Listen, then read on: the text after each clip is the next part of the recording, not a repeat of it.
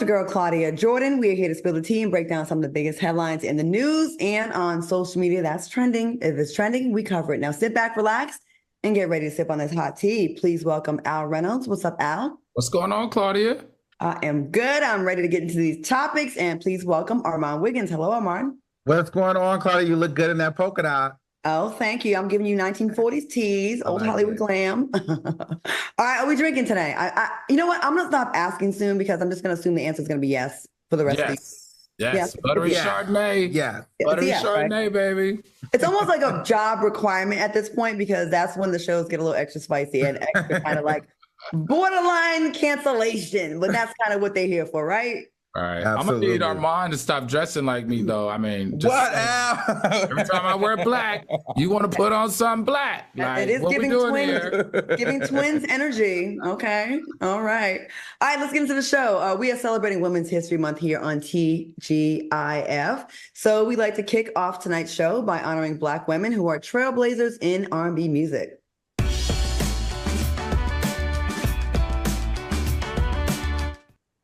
All right, Al, let's start with you. Who would you like to honor that's a trailblazer in R&B music? So I'm going to say Jennifer Hudson. And the reason why I chose Jennifer Hudson is because, listen, she placed like 7th on American Idol, right? So she didn't really she wasn't top 3, she wasn't top 2, and she didn't win, but she has garnered all the results of a top winner. And I just really, admire her for that, especially given all the adversity she's gone through with her family. Can you imagine losing your mom the way that she has lost her mom and the family? So my homage is going to go to the wonderful Jennifer Hudson. All right, Armand, let's go to you next. My choice is Aaliyah. Aaliyah is an icon. She's so beautiful. I believe she's ahead of her time. She was ahead of her time, Not only was she a fashion icon, no matter was she an amazing performer, she was also an actress. So I just think that Aaliyah's legacy, I never want to see it go undone. I never want us to stop talking about her. I think she's one of my favorite artists of all time, and I just love her. And I feel like we should always uphold her legacy. So I want to honor her this month. Very nice. I'm going to go with Fox Soul's very own Selena Johnson. And I know she's not I feel like she's someone that gets overlooked for her flowers. And I like her not just because of her raspy voice that it just reminds me of kind of back in the Tina Turner days, but her versatility. She's a mother. She has an autistic son that she definitely, and she has she's been married for many years. She's kind of like an every woman, she kind of covers all bases. She was huge on that song with Kanye West, All Falls Down, and a talk show host.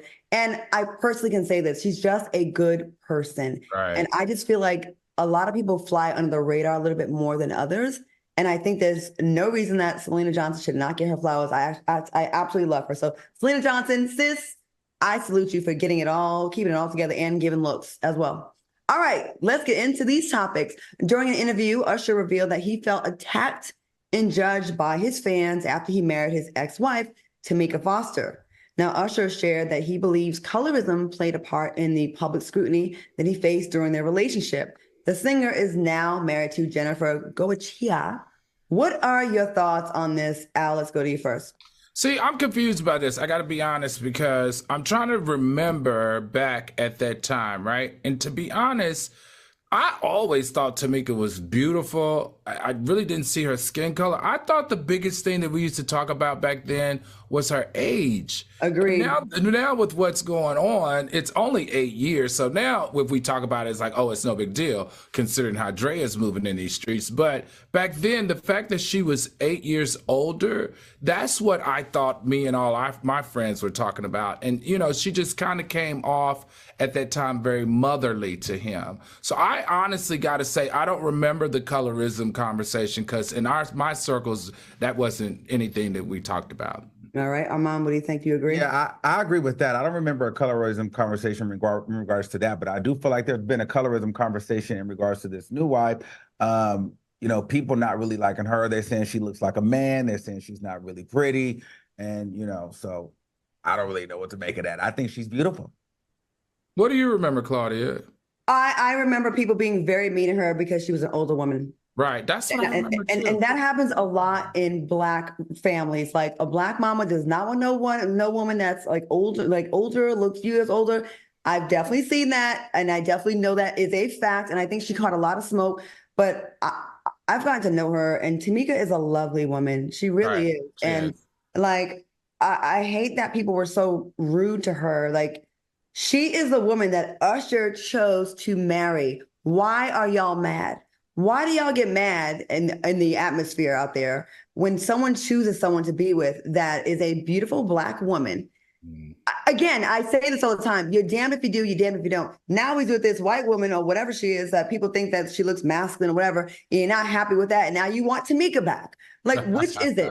Y'all are never happy unless it's you. And that's what y'all need to get the hell over. It is their life.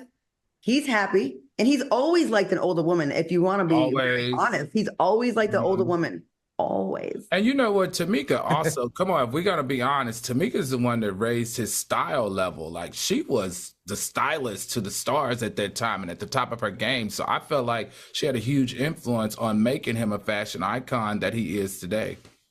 She did her thing. And I stopped giving Tamika smoke. And now she's on a reality show now. And they once again come for her. You know what? Y'all don't like strong Black women. Let's just admit it.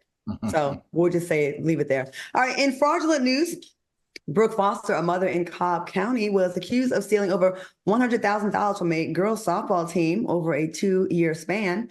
The softball team had raised the money for the program that was designed for girls 4 to 18. Now, unfortunately, Brooke the scammer was the treasurer of the team. Of course she was.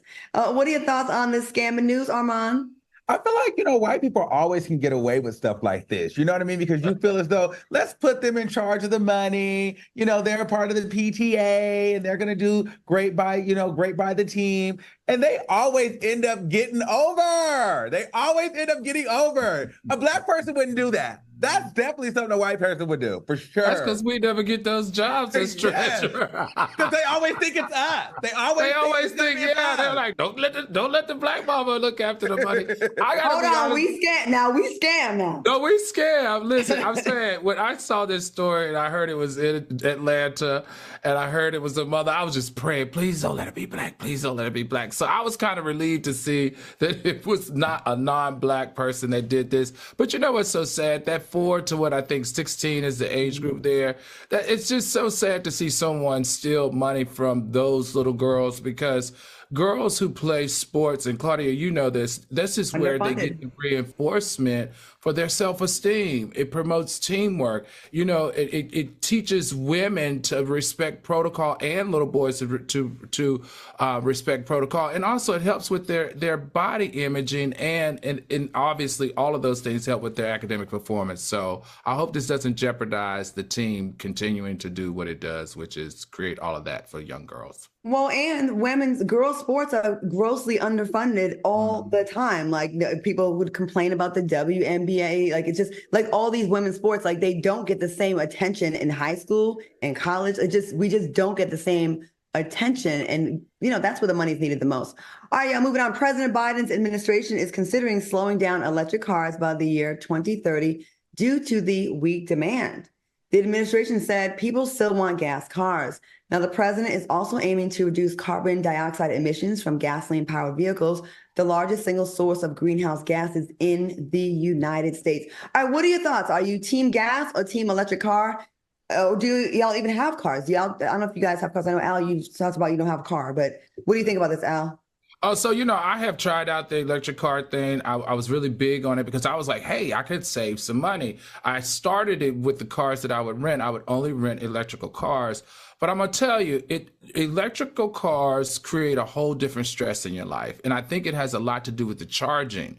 So even though I was saving on the gas side, I was stressed out because the charge wasn't lasting long enough. And it depended on the car that you rent. If you use the air condition, if you use the radio, if you use anything in that car, if you go beyond a certain mile per hour, you're using the electricity of the car. And I didn't think about any of that. I didn't think about if I use Sirius XM versus regular radio. I didn't think about any of that when I was promoting and wanting to be a part of the electric scene to help with the environment. And it's stressful because you'll look up, you're at 70, and then you look up and you're at 30. And the thing about an electric car is when you run out of electricity, you are at an electric station for hours. It's not like if you run out of gas, you can just go to a gas station and you're back up within minutes. So for me, I think there's still a lot to figure out, but I will support it once they get these kinks out. All right. Armand, do you have a car in LA? Yeah, I have a car. I'm back and forth. Now, I've never had an electric car. However, my father has an electric car. He loves it. He definitely told me that there's a lifestyle change for sure. I've also heard that, it's a lot insurance-wise. It costs more. So I'm not really sure. I would like the idea of having an electric car, but I do realize there's a whole complete lifestyle change that you'd have to be able to adjust to. And that's where you offset financially versus like the gas. Because, with gas, you just can get up and go, put $25 in the car, 5 minutes, you're on the way. You know what I mean? Electric, you got to sit there, and then God forbid you break down in the middle of nowhere, your battery runs out. I don't know. I'd be afraid. And then too, with the electric cars, they just don't seem that safe. We don't want them to get a mind of their own and then drive us into the ocean somewhere. You know what I mean? Well, they have been doing that. They've been doing that. There's been, look, a lot of Tesla's been messing up. Yes. Elon, you do not have it all the way together with your weird self. Get those kinks out. Also, stop being racist at Tesla, allegedly. My ex had a electric car, and we were in New York, and I was like, I used to be jealous that he never had to pay all this money for gas. Like, I'm in Texas, really huge state. Like, I drive long distances, and I got to fill that tank up a lot. Yeah. But again, they're running out of electricity, having to find a place, and then there's always a line. You have to sit there and wait. I'm more concerned about the dangers of these cars. They don't have all the kinks out. And with how y'all want money is going to be electronic and crypto wise, and then the cars, I personally, and I'm old school, my thinking, it's a little too much control for me. Like, I feel like when you're on the grid like that, they can be like, oh, you owe some tickets. Bam. Stop it. I didn't think about that. That could be true. And then they control your money and your car. So then what? I just feel like it just starts taking away a lot of anonymity, and just you can kind of move around the way you want. I don't know, but I do like the fact that we're looking out for the environment, because we do have to come up with a solution. Because the way global warming is coming, we're at the tipping point now where it wasn't supposed to be till 2050, where we almost can't even go backwards now. We can't even, it's almost getting to the point where we can't fix it. All right, keep it locked, because coming up next, Machine Gun Kelly revealed his new tattoos, and later find out why the FBI may be under investigation. Ooh, payback. We'll be right back.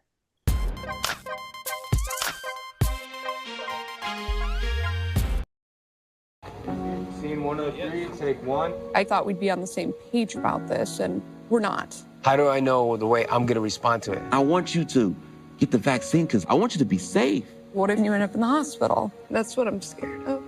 If you was to die, man, that would literally kill me, man. I hug you. Yeah. If it made you feel that way, bro, I would probably do.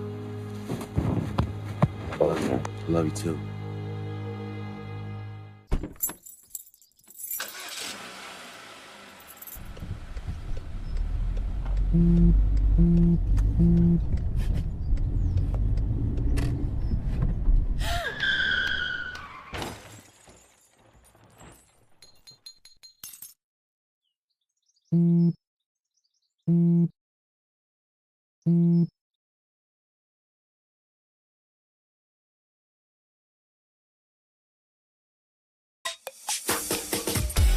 This one's for the real ballers and shot callers, the sisterhood of women in tech.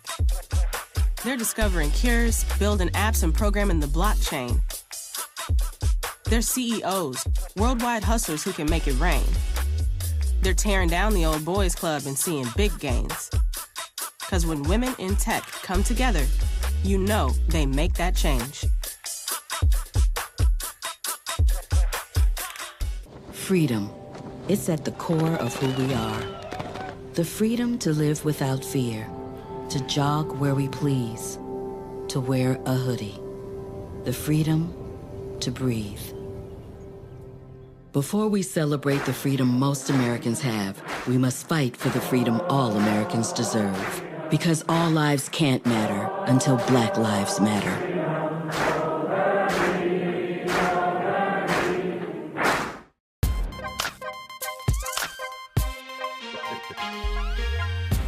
All right, welcome back to the show. All right, Machine Gun Kelly revealed his new tattoos, and I must say it's a bit disturbing. What are your thoughts on his new tattoos? Is it giving black body vibes? Is it giving I want to be mixed? Am I biracial? I'm half black. What is it giving, Armand? I think this stuff is crazy, and I understand freedom of expression and artistic expression, but I sometimes feel like these artists take it too far. You know what I mean? Like this, if this is real, this can't be reversed. You know, I don't know. I think this looks crazy and uncomfortable, and it's just stupid. Al? You know what? I was going to give him a little bit of heat, but I can't give him any heat. Did you know that he has a black daughter? So, I know it's silly, but anybody that dates a black woman, has a child with a black woman, I'm going to give him a pass. Maybe he's trying to relate. First of all, I have a white mother. If my mother showed up with a half black tattoo covered half of my You're like, get out of here. Okay, Rachel Dolezal. No. What are you doing? This looks but crazy. I don't know. I don't know. I just don't want to say anything bad. I think it's tough to raise, as a white male, it's tough to raise a black daughter. He has a great relationship with his daughter. We know that he loves his daughter. We know that he's with Megan Fox right now, but wasn't she married to the guy from 90210? So I'm going to give him a pass. Not going to give him too much heat. It does look a little weird, a little crazy, but I think he battled with mental illness. I think that's kind of what it. No, for real. I think that's what it's about. Him battling with mental illness and maybe drugs, allegedly. I don't know. Oh, I don't think this has anything to do with his black daughter. I think this is just trying to shock people, like always, because I just feel like we pick and choose when we're offended about things, and blackface, but you can do a black chest. Where did we draw the line?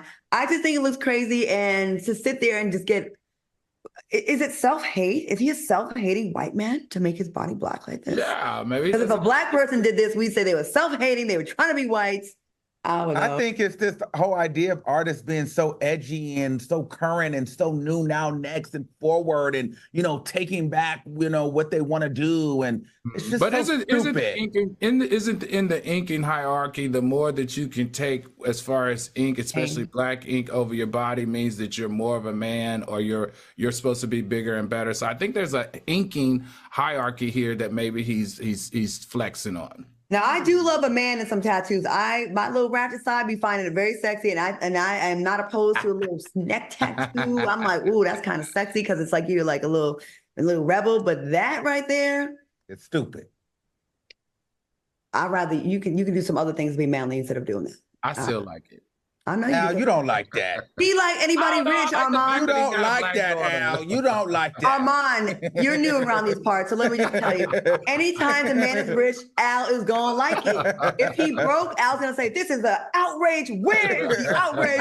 He is trying to be black. You are delusional. You can't be broke and dumb. No, I'm kidding. Exactly. I mean, I'm with you on that.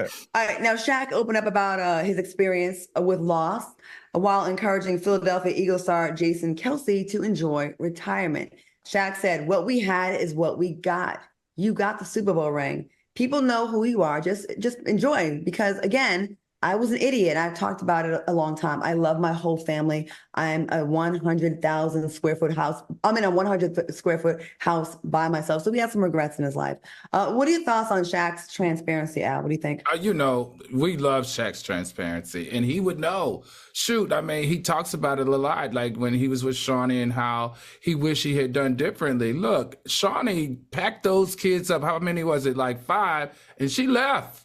And it devastated him. And he continues to talk about it and wish that he had done it differently. And I think that he is the person to speak in this space to Jason Kelly about, his wife and the family situation. Now, we do know that Shaq do be outside.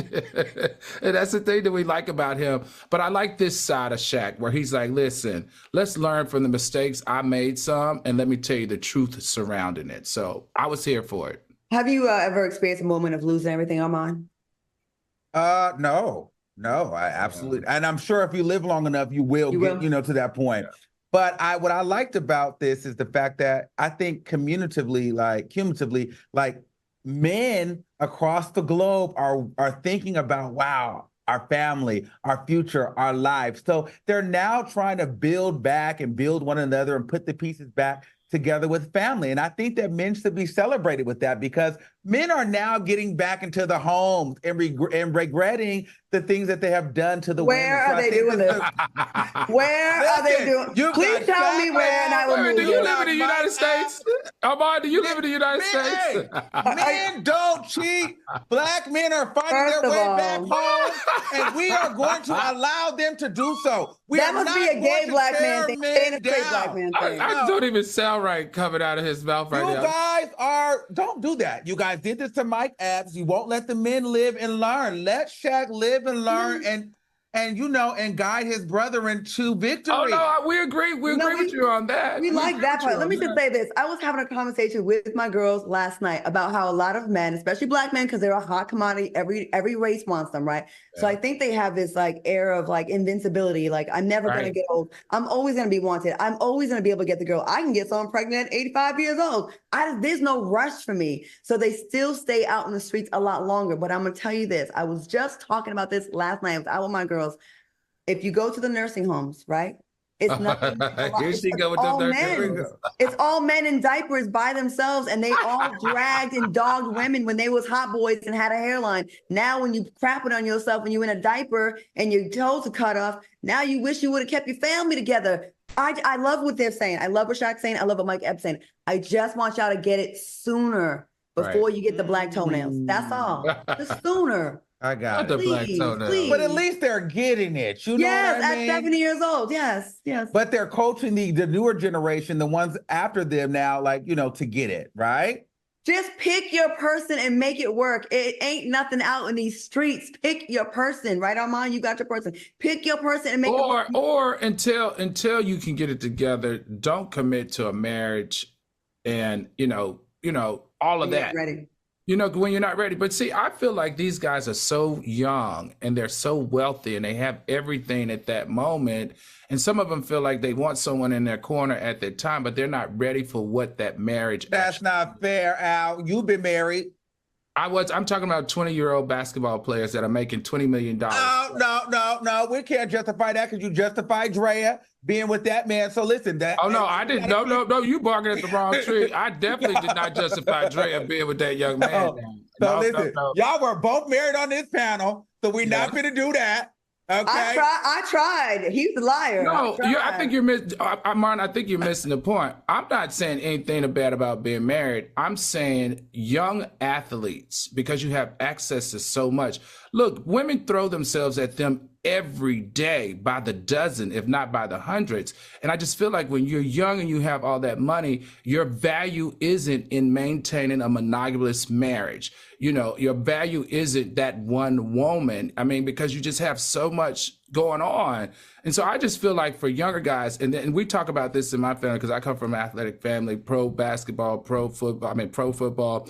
And we say that you really should wait until you're out of your 20s or late 20s before you get married. As a professional athlete, starting making all that money when you're very, very young, because your brain and your head and your development is just not quite there. And I think if people started to do more of that, then we wouldn't see all this confusion and dysfunction.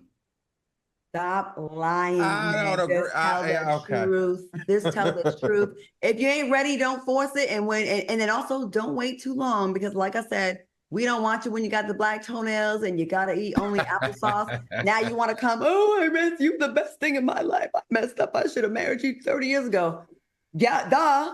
Okay. So, I do want to, I know we got to go, but do you think super successful athletes straight out of college should be thinking about marriage before 25? I think it's the way they were raised, right? Some men at 25 are really mature for their age. And yes, and there are some men that are brought up with those kind of values that they have examples of that in their house. So they saw a happy marriage at an early age. Yes, those kinds, yes. Would you have married an athlete before 25 years old? Well, I was dating one when I was like 24 and I wanted to get married, but looking back, it probably worked out because I do understand at my age now that he probably had to get a lot of that stuff out of his system. Right. You know what I mean? Like you go from a broke college student to like making millions of dollars. Yeah, I understand the mentality because I also think a little bit like a man in that regards, like get it out of your system. But the whole there's grown 40-year-olds that can't keep a marriage going, like absolutely. With money. So age doesn't have anything to do with it. It's simply your mindset and how you were brought up. It's your maturity, honestly. So you could be 20, 40 or 60. Like a man, most of the times, the older they are, they don't want to settle down. They want to find somebody younger, and they have multiple. You know what I mean? I find that most people, as they getting older, they're getting divorced after 20 and 30 years. Older people are not staying in relationships anymore. They're not getting divorced because they got into it too early, and they've changed.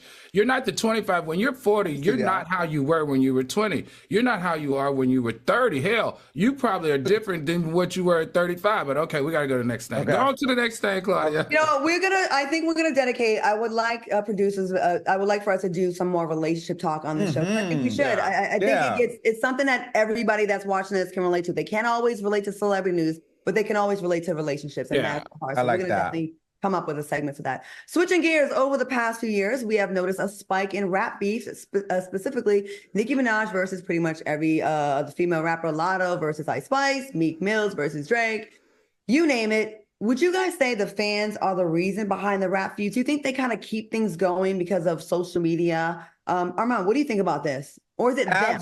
Absolutely not. And this is one of the things that really frustrate me when, these celebrities, these rappers, they come out and they try to, blame the media, blame the fans. First of all, we're just talking about the things that you guys put in your songs. Like a lot of these celebrities, they diss and shade each other. And we, as the media and the general public, we just dissect it and debate about it online. And then there goes the beef. But typically, these people are beefing with each other anyway about things that we have no idea about behind the scenes, whether it's a record, whether it's a producer, whether it's a sample, whether it's a collaboration, whether it's somebody sleeping with somebody. So there's a lot of different things that go on behind the scenes that they try to put on us when we just finally get the tea. So I think it's them, not us. Of course he would. Al, what do you think? I got a woosah. Okay, I'll go real quick. I think it's a combination. I think some of it is the people in the beefs. And I think just like reality shows, a lot of times people squash things and then the show comes out 6 months later. And then the reaction is, oh, you said this, you done squash the thing with the person. Now they're mad again, or they didn't see you green screen, and y'all be putting that on your blogs and discussing it. And then because I have an ego, right? I can't go out like no punk. So now I got to act like F her, even though we already squashed it. I think it's a little bit of a hybrid, in my opinion. And Ice Spice, I just want to go like this to your hair. I just want to shake it up real quick. Okay, Al, what do you think? I feel like this. I feel like fans definitely fuel the flame, right? So even if it's smoke, flame, the fans make it a fire, and it's okay. I think the artists are into that, because a lot of times when artists produce stuff, they're just rapping. They're talking about how they feel, but it's how the fans react to that. They'll be like, "Oh, you're gonna let them disrespect you? You cannot go disrespect da da da da da da da da da," and that creates a bigger scenario to make it worse than it is. That's been my experience of watching the rap game for the 30 years that I've been watching it. But let's just take really quick Ice Spice and Lotto. So how it happened was Ice Spice was asked to finish. Lotto was asked to finish one of Ice Spice's records, or she kind of asked like, who finished this record, and Lotto acted as if she didn't know who Ice Spice was. However, she had reposted Ice Spice, was following her, tagging her and stuff. And so if you act like you don't know me, that's shade. As my Aries sister said, Mariah Carey, I don't know her. And the way you did that was shade, right? That's shade. She did. Shade. But I think they're giving you guys red meat. They're giving the bloggers red meat. It doesn't take TGIF to put it out there. They're feeding the beast, and that's what the beast is. Think about it now. It used to be the artist's beast. Now the beef between the artists, right? Now it's from the bottom up. It's the comments up. The comments drive the division nowadays. Well, now it's not right. It's not like old days, right, where you would just like get album buys just sheerly off your talent. Right. You can have less talent now, and because you're popping or you're trending all the time, it's going to run those numbers up. So I understand the artists participating a little bit and then using their fan bases to kind of fuel that stuff along. I get it. I don't like it, but I'm from a old school where it would just like be you and the microphone. Claudia, exactly. Claudia, you remember back during our time, like when you got into it with another artist, you went into the booth and you used to rap it out. Yeah. Now you go to the comment section. You know, your fans go to the comment section, and that's where you duke it out. So I want to see them return to the booth and in their lyrics, knock it out. Y'all young people are soft. You're soft. You ain't hard like us old timers born in the 1900s. All right, keep it locked, because coming up next, find out why a lawsuit was filed against the FBI, and later we are taking a trip back down memory lane. And where are they now? We'll be right back.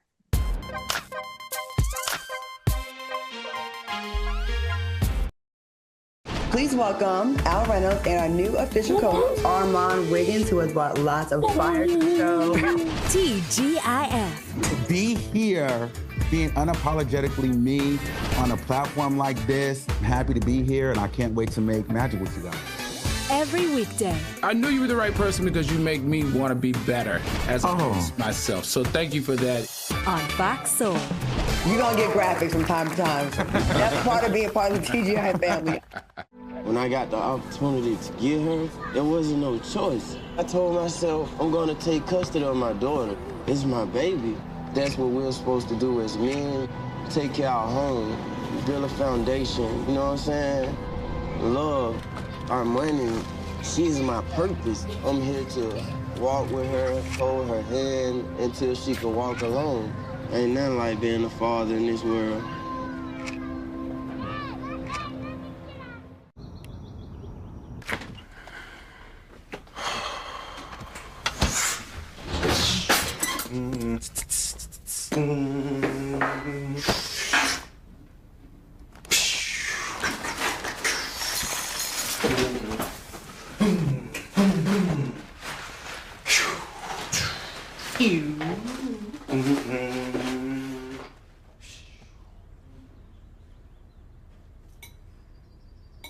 My mother was always very familiar with her neighborhood, but one day she stopped at the stop sign for much longer than usual, and she didn't know whether she should go forward or turn, and she wasn't even really sure where she was at. It was very unsettling for her.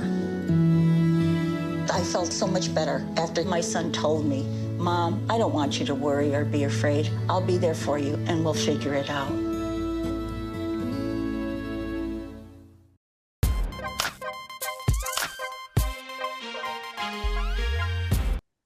All right, welcome back to the show. In the news of Jeffrey Epstein, 12 of his accusers are suing the FBI for failing to protect them.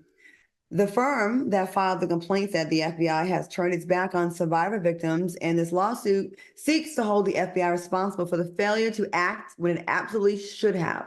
Now, the complaint alleges that tips, reports, and complaints about Epstein's activities were provided to the FBI from 1996 to 2006, but FBI documents show the agency didn't open a case until July 24th of 2006. So they waited quite a long time to do something about it. What are your thoughts, Al? I agree. Listen, if you watch that documentary, you saw how the FBI definitely, Jeffrey Epstein had some deep-rooted connections, and they protected him for 10 years. For 10 years, they pushed those victims down and didn't listen to them, and in fact took over the investigation from the West Palm Beach police station. So I think this is a good thing, and they need to be held responsible, because had they responded to when this all started, then the hundreds of little girls that were affected and abused and traumatized, it wouldn't be.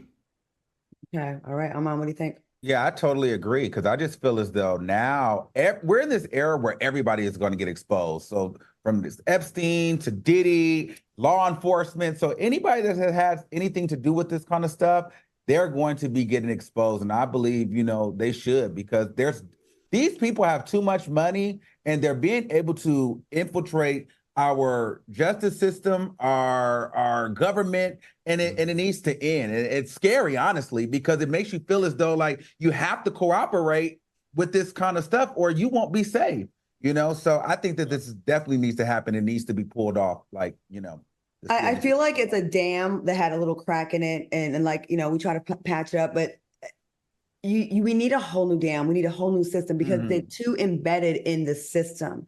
They've got people in high places, presidents, banks, the gatekeepers of everything, the people, these CEOs of networks, So they are able to craft messaging. They're able to suppress news stories. They're able to hit kill switches on stories. These are all things y'all can look up. I know what I'm talking about, y'all. And what happens is, okay, we'll get rid of a Jeffrey Epstein, but he ends up dying in prison, right? Only because of his affiliations with his higher ups. I'm sure if we really knew the people that he's in bed with or that he helped get in bed with young girls, it would blow our minds in all areas and even in the church. Okay. Can you imagine? Because he's on that golf course. He's with the head of FBI or Homeland Security. He's golfing with them at Mar-a-Lago. So he's kikiing, having fun with them, having drinks, sharing intimate stories. May have gotten hooked up once or twice. So when he comes across their desk, what do you do when a friend of yours that you just played 18 holes with and shared your secrets with? What do? You pass over it. They're all friends, and they'll throw one to the wolves every once in a while, like a Jeffrey. But then behind Jeffrey, there's probably 1,000 people that are connected to that at least. And it's a sick thing because it's almost like this euphoric feeling of like power, like people are obsessed with power. And I just think that when you get attached to that energy, it doesn't matter, if you're supposed to be, the head of FBI or a head of a bank, right. You're gonna fall into that dark demonic energy because it's a feeling that you get to have people, to have that much power. So I just think I think people fall victim to the money and the power, and it doesn't matter who you are, and so it's dangerous. It's scary. It really is. All right. Tyrese claims the writer's strike and the lack of funds from his Fast and Furious paycheck is the reason he is behind in paying $10,000 a month in child support. What are your thoughts on his excuse, Armand?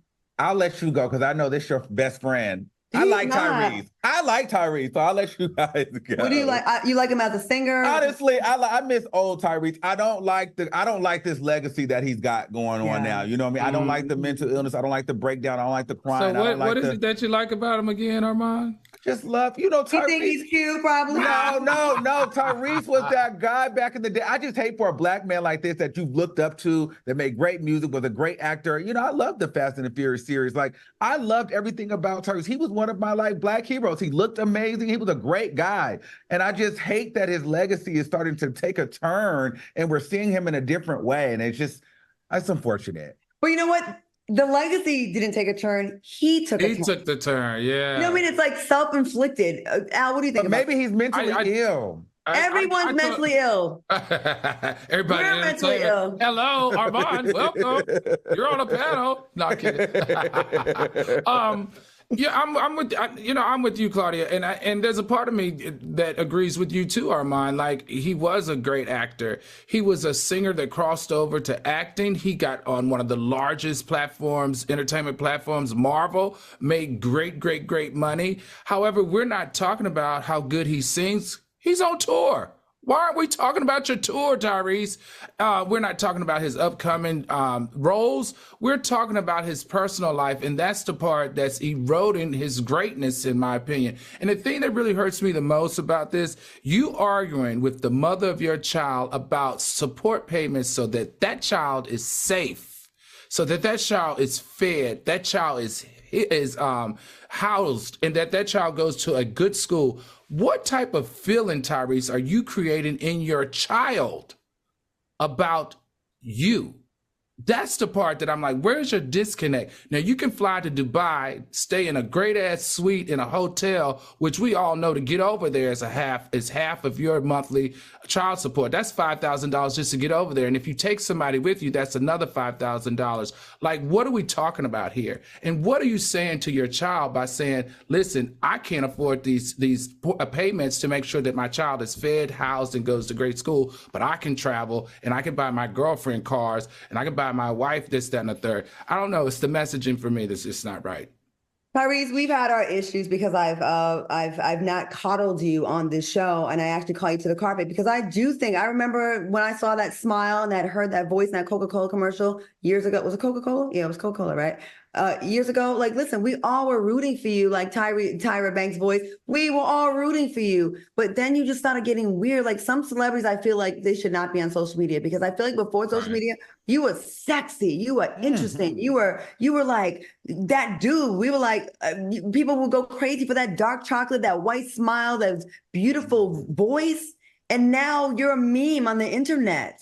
And I just looked you up, you're worth at least $25 million, right? I do know that a lot of those numbers are inflated because a lot of celebrities go in and type it themselves, but you can afford $10,000 a month. You could afford that when you're with the woman. I think this is a case of you're mad at your ex-wife, you want her back, allegedly, my opinion. So it's like you're punishing the child for that.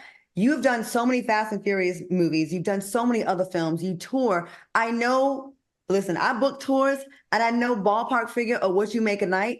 It would be like 10 minutes of you on stage to pay that child support. Right. It really would be. And this I know for a fact. I'm not talking out of my ass here. I know this. So when you say stuff like this, then we got to cover you. Then you're going to get mad. Then you're going to send messages and tell Claudia to shut her mouth, which I never will. And I just feel like, Tyrese, if you would just take a break and let us go get back to what we've made us fall in love with you as a talent, it would really do so much for your legacy. And you can get out of the toilet. And then we can all feel for you the way Armand feels for you. And it would take no time. It would take no time. We're forgiving. Black people are forgiving. It would take no time. Go to Essence Festival, bring your Black girlfriend, go get her bag, sign a few autographs. Don't be obnoxious. Calm down with the diva antics. Stop trying to take all the money on tour. And, keep it cute. And we'll forgive you. We love a success story, a comeback story. All right. I'll wait for your response. Keep it locked. Get blocked again. He probably already blocked me. Don't be blocked. He's like, okay. Anyways, keep it locked because coming up next, find out what your favorite celebs have been up to. And later, we are playing a fun game of Guess Who. We'll be right back. Hi, Tyrese. Freedom. It's at the core of who we are. The freedom to live without fear. To jog where we please, to wear a hoodie, the freedom to breathe. Before we celebrate the freedom most Americans have, we must fight for the freedom all Americans deserve. Because all lives can't matter until Black lives matter.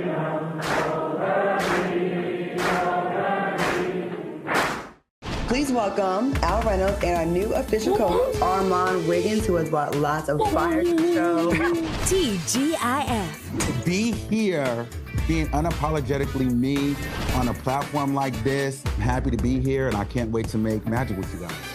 Every weekday. I knew you were the right person because you make me want to be better as myself. So thank you for that.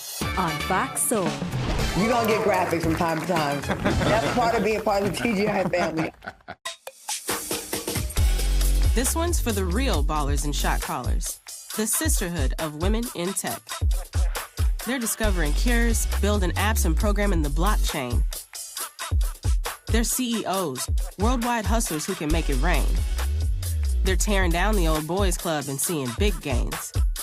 Because when women in tech come together, you know they make that change. My mom wanted my life to be better than what she had as a kid.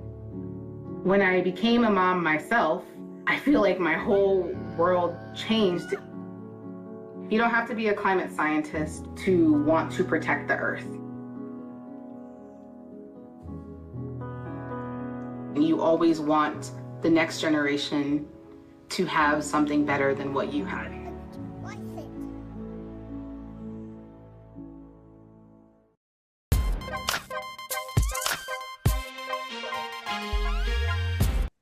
Welcome back to TGIF. Soulmates, have you guys ever wondered what happened to your favorite child actors or those viral sensations that broke the internet at some point in time? Well, gather your tea and let's take a trip back down memory lane. In Fox Souls, where are they now? All right, tonight's search will be devoted to some of our favorite actresses in the 90s. Let's start with Karen Parsons, who played the hilarious role of Hilary Banks in the hit show The Fresh Prince of Bel-Air. And decades later, the actress is now an accomplished author, mother, wife, and advocate for Arts and Education. What are your thoughts on the journey of Karen Parsons? Armand, do you know? Do You know I know who that. You know I know Hillary. We gotta ask. I love. She was my favorite character because she was like, yeah, really? of course. Tell us why. You can't give us one scene. Watch, look, go ahead. No, she was the dumb blonde. She was like the ditzy one. When a man's voice goes up, he's lying. She was the uppity one. She was like the pretentious one. She was the ditzy one. I loved that part. She was like the pretty one. I loved it. She was the bougie one. No, I just always thought she was like the airhead. I loved that. I loved it. But now she's writing children's books, so I think it's dope. And she was one of the pretty ones. Okay, Al, you were around. I'm gonna give a shout out to her. She's the president of Sweet Blackberry, where they highlight historical figures in a series in the book, children's books. And she also do animated films. People don't know this, but she has made more money doing animated films than she did when she was on Fresh Prince of Bel-Air. My hat goes off to Karen Parson, and way to just show the range of your talent from going on in front of the camera to behind the camera to writing books and to being on animated films. Thumbs up. What an iconic role. Like, it's such a memorable role. And she was so funny, you know, and I love seeing a wealthy Black family and for her being bougie on the show. And I'm not doing that. I like unapologetically wealthy. I love that. And I actually want that on my tombstone when I die. That's what I want. That's my aspiration. Unapologetically wealthy and bougie. I'm taking all that. All right, next we have everyone's childhood crush, Jasmine Guy, aka Whitney Gilbert from the hit show A Different World. Now, decades later, Jasmine continues to dominate the entertainment space with groundbreaking roles in film and television. And she recently won an Emmy for Outstanding Actress in a short form comedy or drama series for Chronicles of Jessica Wu. Are you guys here for Jasmine's successful journey, Al? Absolutely. See, I think the thing that we don't know about her, she was also a dancer, choreographer, a singer. I mean, she did a lot. And then she went behind the camera. She was also a director. And we love the fact that she was recently nominated for an Emmy because she's never been nominated for an Emmy before. So to see her come full circle and to get the flowers that she deserves, it's incredible to watch. Thumbs up and shout out to Jasmine Guy. All right. Armand? I actually love that show. Different World is where I started really getting a lot of my fashion ideas from. Like, this really opened my eyes up to fashion. I loved her character. I loved Dwayne. I loved all of this. So I loved her voice. I loved all this. A Different World was like, that was my era where I started to feel like I want that 80s vibe. I wanted to wear my glasses open. I was wearing like the vintage shirts. I used to go literally and shop. I used to go to the Goodwill to buy the shirts with all the little jewels and the like my grandmother's old shirts. I used to go buy those little old shirts from the Goodwill to like try to dress like them. So it was cool. That was a good time. Jasmine Guy, I got to work with her on a show called My Parents, My Sister, and Me. It was about a show about a blended mixed family. And she was such, like, you know, when you meet people you like grew up watching and that you admire, it was just surreal. Such a sweetheart. And I love that she is getting her flowers still to this day. Another iconic role that no one could ever play that role but her. No. All right, last but not least, we have Lark Voorhees, who captured the hearts of many as Lisa Turtle in the hit show Saved by the Bell. Now, decades later, the actress will be reprising her role as Lisa Turtle in the reboot of Saved by the Bell on Peacock. The announcement comes after Lark revealed in 2020 that she felt slighted and hurt that she wasn't asked to be a part of the show's reboot, which was insane. Insane. Are y'all here for Lark reprising her role decades later, Armand? Now, here's this one. I never really watched Saved by the Bell. Mm-hmm. What? So, yes, this is the one I don't know. Okay. I mean, I know her, but I've never really watched Saved by the Bell. I've seen her before, but I don't have enough of an opinion. She didn't really inspire me that much like the other girls did. They were more polarizing. How dare you? Al, save the segment. She probably had, Armand, just to let you know, she probably had one of the toughest jobs at that time because she was a part of an all-white ensemble and she was the only Black female in that ensemble. And in Hollywood, that was a big, big, big deal because she held that spot down for so long. She was like our icon in speaking in spaces that we normally weren't allowed. Like, if you look at Friends, there were no Black characters on Friends, but she was that Black character.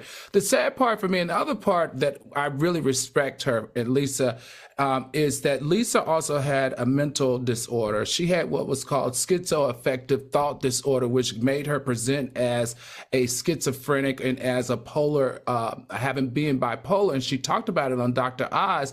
And she felt like back then, if you were an actor in Hollywood, you weren't able to come out and you weren't able to share it. And she in the industry didn't know how to handle you.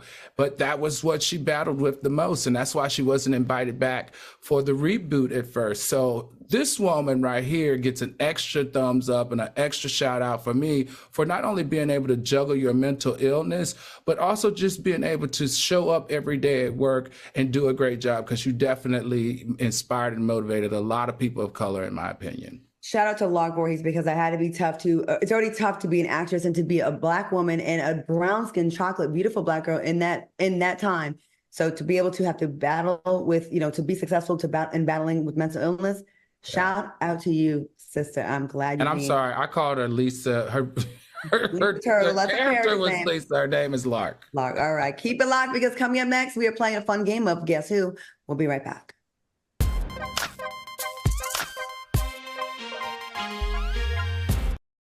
Please welcome Al Reynolds and our new official coach, Armand Wiggins, who has brought lots of fire to the show. TGIF. To be here, being unapologetically me on a platform like this, I'm happy to be here, and I can't wait to make magic with you guys. Every weekday. I knew you were the right person because you make me want to be better as myself. So thank you for that. On Fox Soul. You're going to get graphics from time to time. That's part of being part of the TGI family. When I got the opportunity to get her, there wasn't no choice. I told myself, I'm gonna take custody of my daughter. It's my baby. That's what we're supposed to do as men. Take care of our home, build a foundation, you know what I'm saying? Love, our money, she's my purpose. I'm here to walk with her, hold her hand until she can walk alone. Ain't nothing like being a father in this world.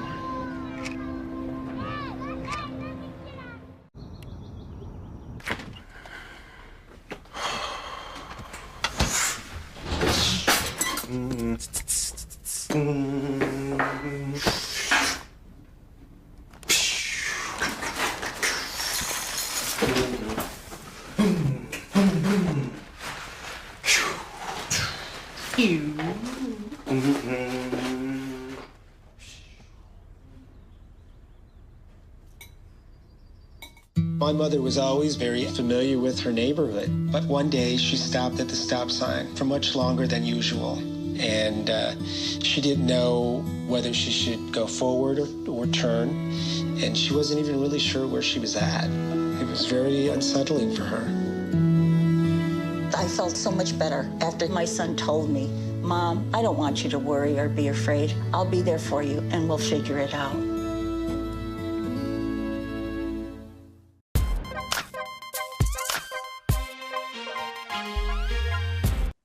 Welcome back to TGIF. All right, soulmates, what makes this show unique is that we can take deeper dives to analyze ourselves when it comes to mental health, self-growth, and more importantly, relationships.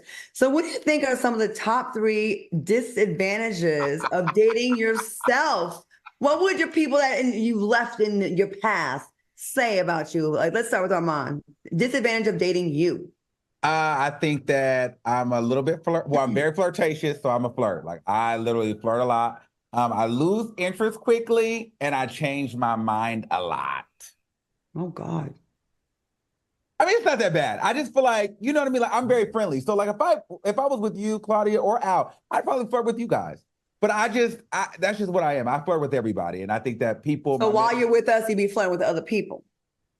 That would drive me nuts. No, it's not really that. It's just like I'm just a social person. So like if we have a drink, I just flirt all the time. But also I change my mind a lot. Like I'll have an idea that I want to do this, and I'm like, you know what? Maybe I don't really want to do this anymore. I don't like this direction.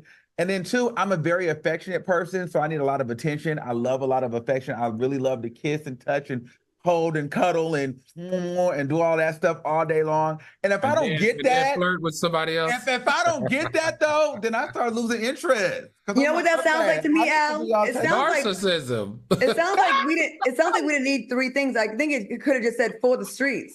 A little for the streets-ish. No? Okay. Okay. Thank you for being vulnerable. We're not going to judge you that much. Okay, Al, what are the top 3 disadvantages of dating you?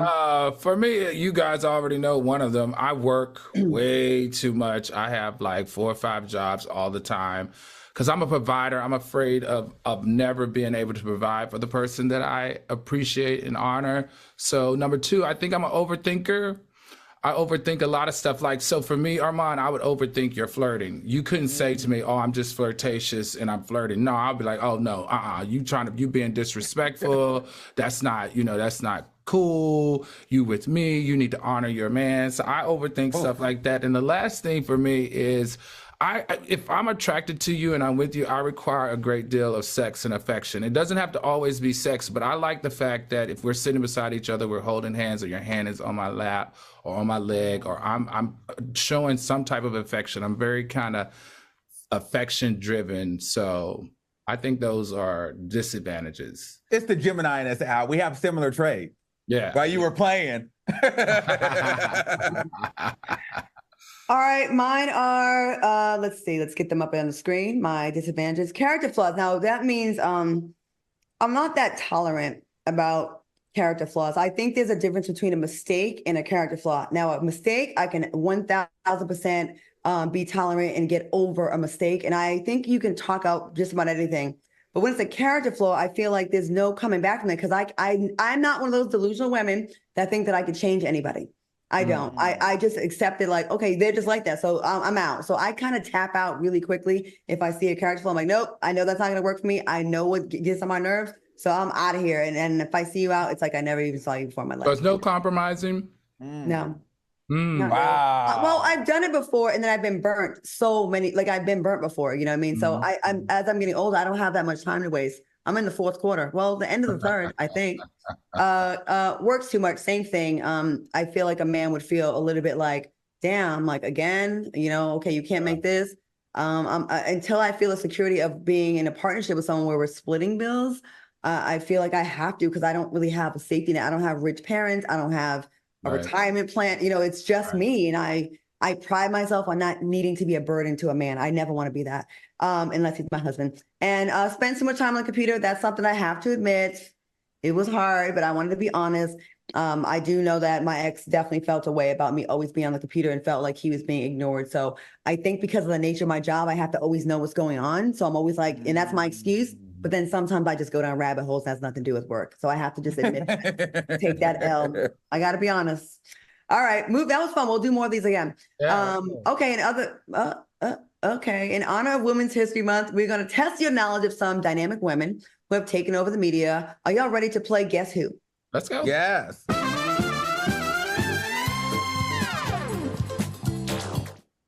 Okay, let's cue the music. First up, this actress had us feeling insecure about rapping lyrics in the bathroom mirror and falling back in love with our exes. Can you guess who? Issa Rae. Issa Rae, yeah. And that was the For the Dick challenge. I love that. All right, next talk show host went from anchoring on the Today Show to launching her own talk show back in 2019. Can you guess who? Cameron Hall. Cameron Hall. Some tea. Donald Trump had such a crush on her, so I know it kills him when she clowns him. All right. Our next trailblazer made history by winning the most Grammys, but that's excluding Album of the Year. Can you guess who? Most Grammys? Yeah, I think it's Beyonce. Most Grammys has got to be Beyonce. She won the most Grammys, but I don't know the other part. They didn't give her Album of the Year. That's who I think it is. Oh, okay, yeah. It's got to be Beyonce. Go ahead. Come on. Beyonce. Yeah. All right. The next actress saved The Last Dance in the hit show Scandal. Can you guess who? Kerry Washington. Yeah. Who else? Scandal's got to be. Yeah, that guy's got to be her. Yeah. This talk show host was an Oscar nominee before the debut of her self-titled talk show. Can you guess who? Oprah. Oh, okay. Jennifer Hudson. Oh. Oh, wrong. Okay. Yeah, Oprah. Look at you getting with the old school. Okay, go ahead. Right. This actress received an honorary Oscar at the 2024 Governor's Award. Can you guess who? Angela Bassett. And that one made me mad. Give her a real one. Right, we're bad about that. They keep playing our faces with her. This is ridiculous. But we love you, Angela. And yeah, we love you. All right, real quick, let's try to squeeze this in. In other troubling news, Antonio Brown has been ordered to pay a celebrity jeweler $1 million after failing to return the borrowed items. According to reports, the celeb jeweler lent his diamond items to Antonio in 2022. But he said, I'm keeping this. He never returned them. Are you surprised?